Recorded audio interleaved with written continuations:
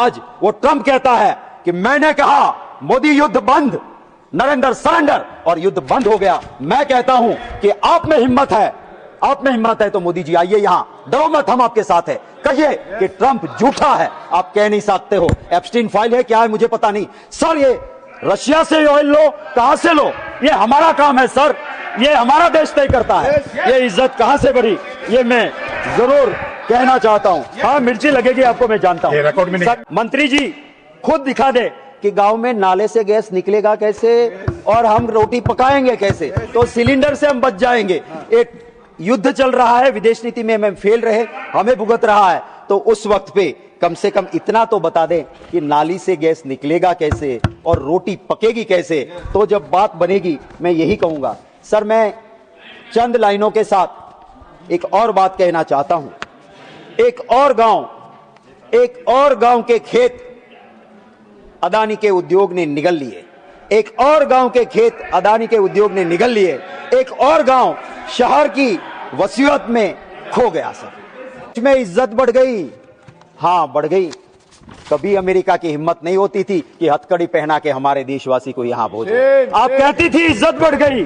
कभी इस देश में एक प्रधानमंत्री ऐसी थी जिसने कहा था मेरे देश को क्या करना है, 7वां बेड़ा भेजो, 10वां भेजो, मेरे देश का निर्णय मेरी जनता और मेरी सरकार करेगी। हाँ, इज्जत बढ़ गई थी तब। और आज वो ट्रंप कहता है कि मैंने कहा मोदी युद्ध बंद, नरेंद्र सरेंडर, और युद्ध बंद हो गया। मैं कहता हूं कि आप में हिम्मत है, आप में हिम्मत है तो मोदी जी आइए यहां, डरो मत, हम आपके साथ है। कहिए कि ट्रंप झूठा है, आप कह नहीं सकते हो। एप्स्टीन फाइल है, क्या है मुझे पता नहीं सर। ये रशिया से ऑयल लो, कहां से लो, ये हमारा काम है सर, ये हमारा देश तय करता है। ये इज्जत कहां से बढ़ी, ये मैं जरूर कहना चाहता हूं। हाँ, मिर्ची लगेगी आपको, मैं जानता हूं सर। मैं मनरेगा पे कहना चाहता हूं। ये गुजरात में राम का नाम एक और बार लिया जाता है। जब इंसान मरता है, कंधे पे लेके निकलते हैं, तब कहते हैं राम बोलो भाई राम, राम बोलो भाई राम। आपने मनरेगा का राम बोलो भाई राम कर दिया है और गांव की आत्मा को मारने का काम आपने किया हुआ है। मैं हाँ, ये भी होता है संजय भाई की मुख में राम बगल में छुरी, ये मनरेगा पे छुरी राम के नाम को लेके चली है, ये भी मैं जरूर कहूंगा। बहन अभी कह रही थी कि गांव में गैस आ गया। आपको पता है दाम और बोतल की हालत क्या है। कम से कम इतनी योजना मंत्री जी खुद दिखा दे कि गांव में नाले से गैस निकलेगा कैसे और हम रोटी पकाएंगे कैसे, तो सिलेंडर से हम बच जाएंगे। एक युद्ध चल रहा है, विदेश नीति में हम फेल रहे, हमें भुगत रहा है, तो उस वक्त पे कम से कम इतना तो बता दें कि नाली से गैस निकलेगा कैसे और रोटी पकेगी कैसे। तो जब बात बनेगी मैं यही कहूंगा। सर, मैं चंद लाइनों के साथ एक और बात कहना चाहता हूं। एक और गांव के खेत अदानी के उद्योग ने निगल लिए, एक और गांव के खेत अदानी के उद्योग ने निगल लिए, एक और गांव शहर की वसीयत में खो गया। सर, आज गांवों की जो हालत है, गांवों की हालत यह है सर कि गांव टूट रहे हैं। और ये क्यों हो रहा है? मंत्री जी, आप कभी आइए और देखिए कि गांवों में क्या हालत है। हम तो गांव में रहते जीने वाले लोग हैं।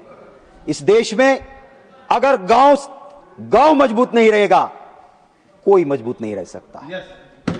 किसी इंडस्ट्रियलिस्ट में ऐसी ताकत नहीं है कि वो ऐसे दाने पैदा करे कि जिसकी रोटी बने और इंसान के पेट की भूख मिटे। कोई इंडस्ट्रियलिस्ट ऐसा नहीं कर सकता। कोई इंडस्ट्रियलिस्ट में ताकत नहीं है कि कोई ऐसा केमिकल बना दे कि एक दूध की बोतल में भर के उस बच्चे को दे तो वो बच्चा रोता शांत हो जाए, उसके पेट की भूख शांत हो जाए। अगर जरूरत है ग्रामीण विकास में जरूरत है तो उस किसान को मजबूत करने की जरूरत है तो उस किसान को आपको उसकी चिंता करनी होगी। आप काले कानून लेके आए किसान को मारने की, तो अच्छा हुआ। मैं नमन करता हूं उन हरियाणा, पंजाब और देश के किसानों का कि जिन्होंने शहादत दी। ऐसे जज्बे के साथ वो लड़े कि आपको काले कानून वापस लेने पड़े, वरना आज किसान और बर्बाद होता। आपने अमेरिका से जाके ट्रीटी की, क्या फायदा होगा? आपने कभी सोचा है कि हमारे देश की किसानों की हालत क्या होगी? और इसकी बात जब हम करते हैं, आप पसंद नहीं करते हो। अरे शासन तो आता है, शासन तो जाता है। आपको तो लोग मामा कहते हैं, आप ऐसे मामा बनिए मंत्री जी कि लोग दिल से कहे, वरना मामा तो वो कंस भी था लोग आज उसका नाम नहीं लेते हैं। आप वो मामा बनिए कि जो मामेरू लेके आए, जो सबको खुश करके आए। मैं आपसे यही, मंत्री जी, ये वाले मामा आप बने। मैं भी आपका, आप समाप्त कीजिए। जी सर, मैं सर, टाइम इज ओवर। हमने टाइम, एक्स्ट्रा टाइम भी दिया आपको। आप मैं धन्यवाद करता हूं महोदय। और मैं सिर्फ कंक्लूड करते हुए, नागर भाई आप मंत्री बनो तब टोकना भी रहने दो, छोड़ दो नागर भाई, छोड़ दो नागर भाई, छोड़ दो। मैं कंक्लूड कर रहा हूं सर, मैं कंक्लूड कर रहा हूं। मैं सरकार से यही अनुरोध करता हूं कि आप रूरल डेवलपमेंट के लिए, मैं जानता हूं मंत्री जी की मंशा होगी, बजटरी प्रोविजन नहीं होगा तो मंत्री जी भी कुछ कर नहीं कर पाएंगे। आपके डिपार्टमेंट के पैसे जब आप रिवाइज एस्टीमेट में या बजटरी प्रोविजन में कटते हैं, आप मजबूती से फाइनेंस मिनिस्टर और प्राइम मिनिस्टर के सामने अपना स्टैंड लीजिए। हम आपके साथ हैं, ये देश आपके साथ रहेगा। किसानों के भले की बात होगी। ग्रामीण विकास के लिए सर, ग्रामीण विकास के लिए जो काम सच में करना चाहिए वो तो करते नहीं है।